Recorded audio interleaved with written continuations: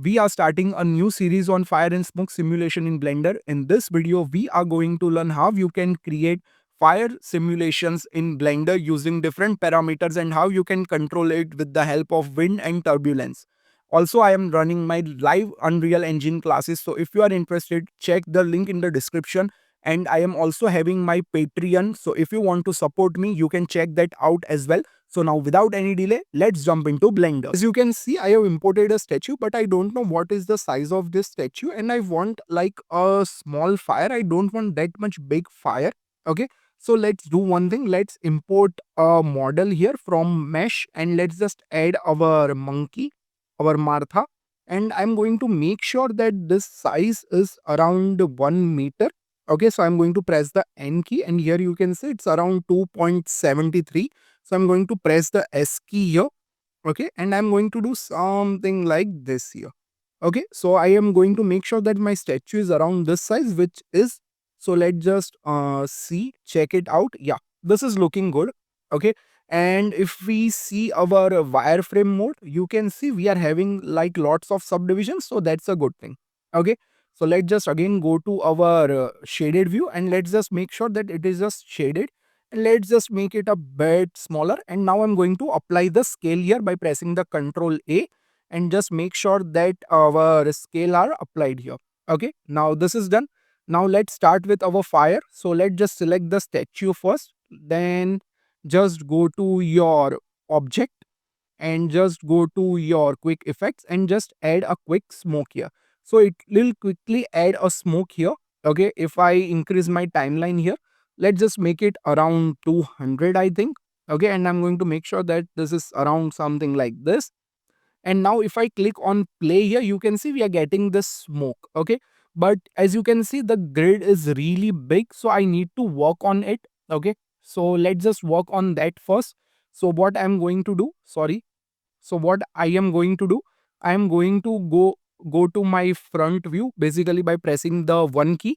Okay, and I'm going to select this grid here and I'm going to make sure that it starts around here. Okay, so press the G key, the Z key, and just move it around here. Okay, so you can move it somewhat upwards here. Okay, something like this, so it covers my statue. Let's just again go to perspective view and now you can see we have this fire thing going on, smoke thing going on. Okay, now let's just select our statue here and let's just go to our physics of this statue. And here you can see right now our flow type is to smoke. We can change it to fire plus smoke.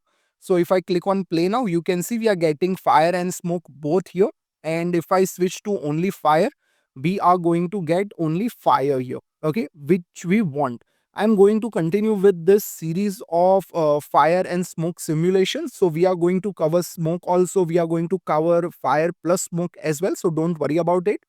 So right now I'm going to set my flow type to fire. Okay, and if you can see, the fuel is currently set to 1. So what is the fuel? So fuel basically makes sure that how much long you want your fire to be. Okay, so if I change it to 1.3 here and if I go backwards, and now you can see we have much more fire going on. Okay, so this is how basically the fuel is working right now. So it makes our fire more chaotic as well. Okay, so let's just increase the resolution first as well.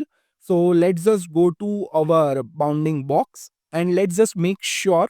Okay, so let's just click here, let's just select our bounding box again. Let's just go to our physics properties of bounding box here.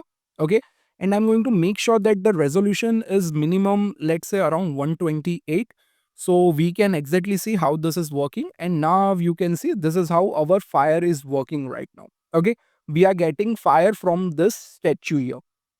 But what I want to have some more settings. So let's just select our fire again. And if I scroll downwards, you will find a flow source. So if I open it here, you can see there is a surface emission. Okay, if I make it smaller here, what it will do, it will basically, right now fire is starting from here, it will start from here. So let's just take this value to, let's say 1.3, and let's just go back and now you can say it's starting from here. Okay, so you can take it around 1.2 as well. Okay, or 1.1 as well. And if I go back, now you can see it's starting from here. So you can really play with the values as well. Okay, how much close you want your fire to be, you can play with this value and you can really get some good results. Now initial velocity is when you are animating your object. We are not animating the object, so we are right now not going to touch this here.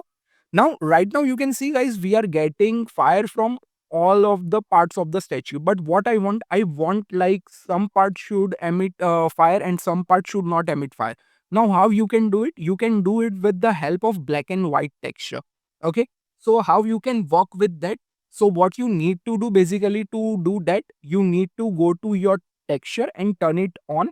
Okay, now we need to have a texture here. So what we are going to do, we are going to go to texture, we are going to click on new, and I'm going to have a black and white texture, which you can use the clouds as well or noise as well. Okay, I'm going to use the clouds here. So you can see we are having this black and white texture. So let's just increase our black contrast. So let's just go to colors and let's just make sure that it is around 4. So now you can see we are having this contrast, and you can make it bigger and smaller depending on what you want.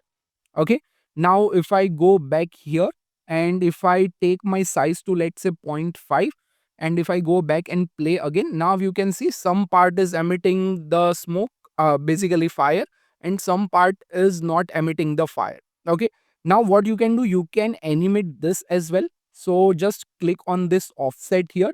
Let's just start on 0, and if I go to around let's say 200, it should go around 1.5. So my basically texture width will animate in X and Y axis.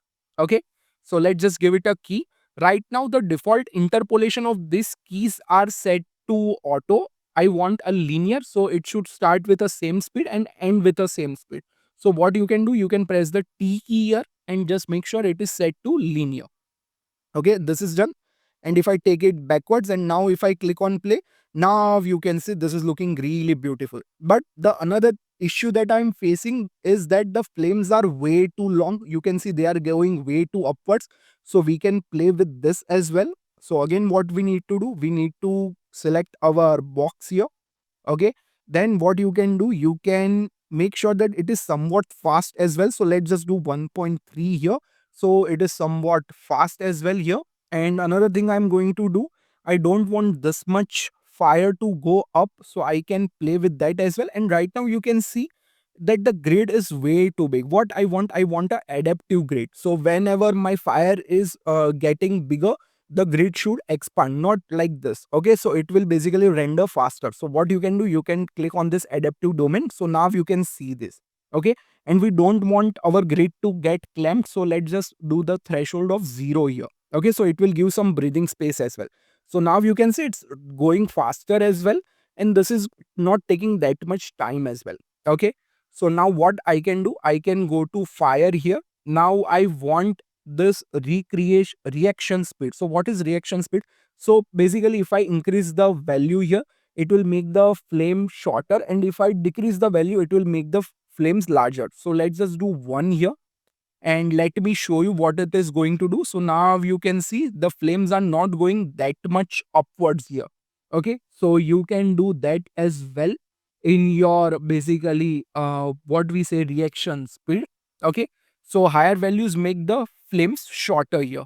Okay, so maybe we can take it up to 1.3 as well.